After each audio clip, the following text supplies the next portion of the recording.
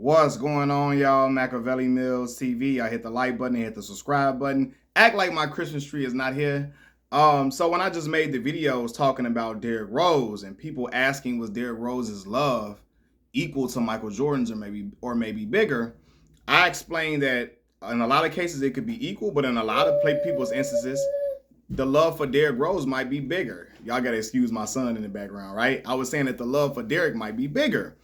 And some other people was like, well, we knew this was coming because you don't prop up MJ like that. You don't show him a whole lot of love. You don't celebrate Michael Jordan a lot on your channel, even though you're from Chicago. So I just want to tell y'all why that is.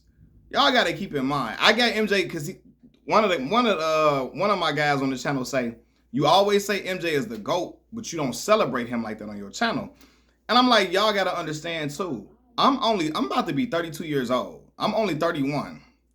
So, like, I only can recall MJ's last year with the Bulls, 1998. I was 5 years old, and I was watching Mike with my dad. But you gotta understand, I wasn't able to relish in Michael Jordan's biggest moments. I was a little itty bitty baby.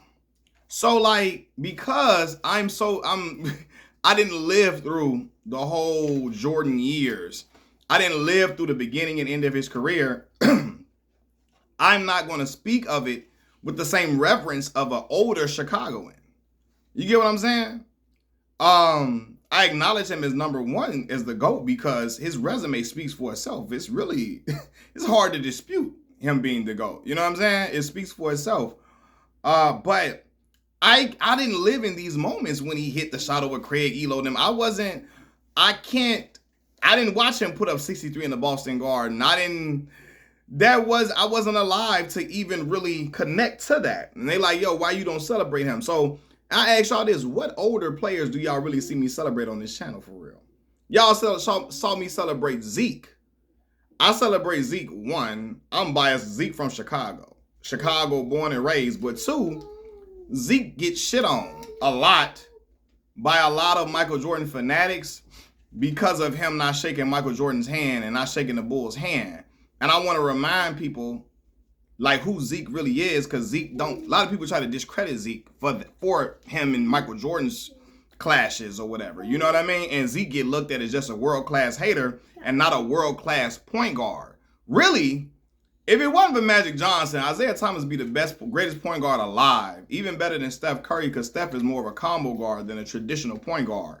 Like, Zeke was leading his team in scoring as well as leading his team in assists, which is hard as hell to do. But other than that, you don't see me on here talking about Dr. J and Magic Johnson and like marveling at them like that because I wasn't alive. I give them all credit, all respect, but I wasn't alive to see their biggest moments. I watched the three-peat. I began watching basketball seriously at 7 years old due to my cousins and them teaching me the game. In 2000, I was 7 years old. So I watched the Lakers three-peat. I watched my son dropping everything right now. He and me making this video. I watched Allen Iverson's big moments. I watched AI in the finals against the LA Lakers. I watched Shaquille O'Neal. I watched Vince Carter. I watched LeBron James from start to he's still going. I watched Tracy McGrady's best years. I watched, Dwight Howard. I watched Chris Paul. I watched Darren Williams. I watched Jason Kidd. You know what I'm saying? I watched Steve Nash. I watched all these, Tim Duncan. You know what I'm saying? I talk about those individuals because I was alive to watch them and remember their big moments. I remember when they won championships. I remember when they won league MVPs, finals MVPs, defensive player of the years, Kevin Garnett, all of that. Michael Jordan, I wasn't alive to see that. I really have to watch stuff on YouTube. And I think it's a different experience when you can talk about that. Now, in boxing, it's a little different because Mike Tyson, I wasn't living for a lot of Mike Tyson's best glory years. But I think because the boxing world, I'm enamored in basketball too. But for some reason, boxing feels a little, I don't know why that is. I don't know. Because I can talk about George Foreman, especially the second half of George's career.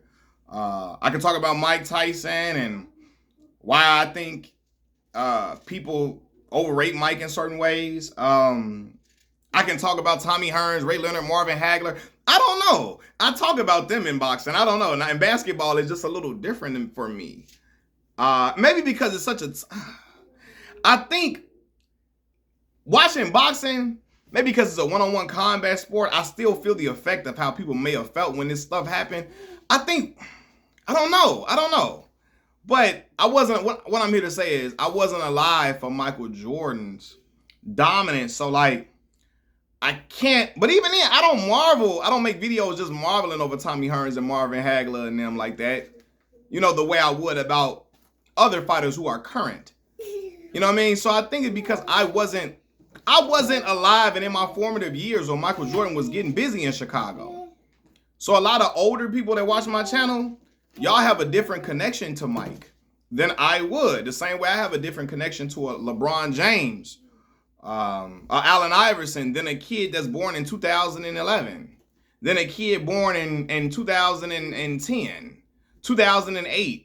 I have a different connection to Shaquille O'Neal, you know what I mean, than Vince Carter, than a lot of the younger kids after me. And so that's what it is. It's not just me. I don't like MJ, and I'm just saying he the GOAT just because I don't want to get ridiculed. Y'all know I don't give a flying fuck about ridicule and criticism on this channel. I've said things that make people want to fight me on this channel, and I don't give a rat's ass. You feel me? So it's not me being afraid of criticism. I don't care. Mike's resume speaks for itself.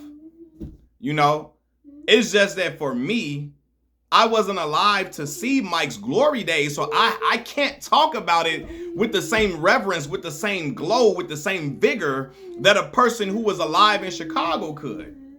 You know, I think I speak about it. I can't speak about it the same way some of y'all would. Like Philo speaks, he pissed off that I said that shit about Derrick Rose. He ready to snap on this motherfucker about me talking about that. But he older. He from the West Side too. He right by the United Center probably, and was probably why I was 5 years old in '98.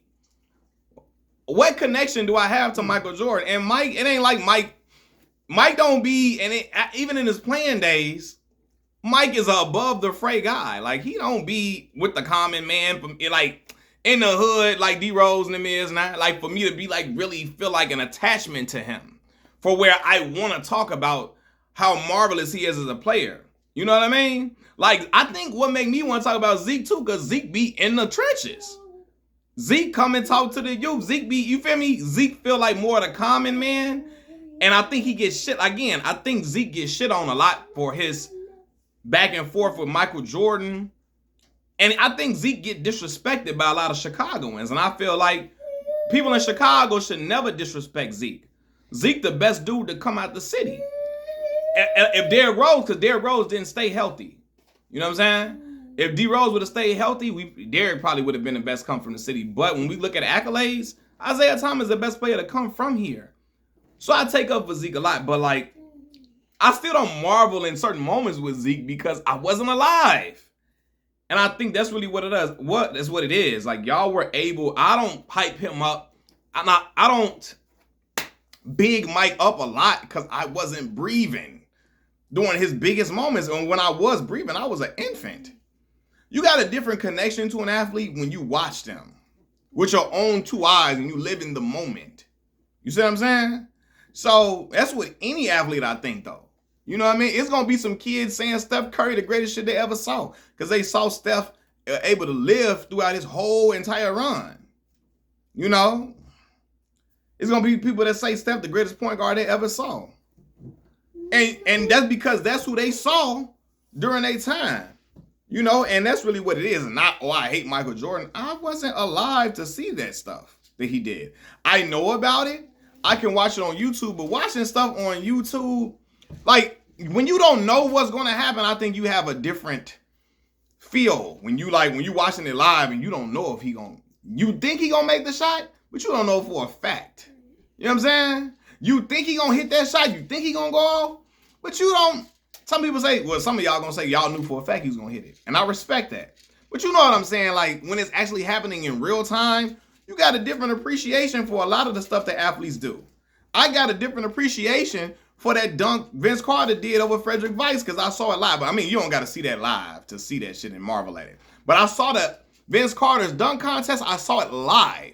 before more creative dunks came later, like Aaron Gordon and Zach LaVine.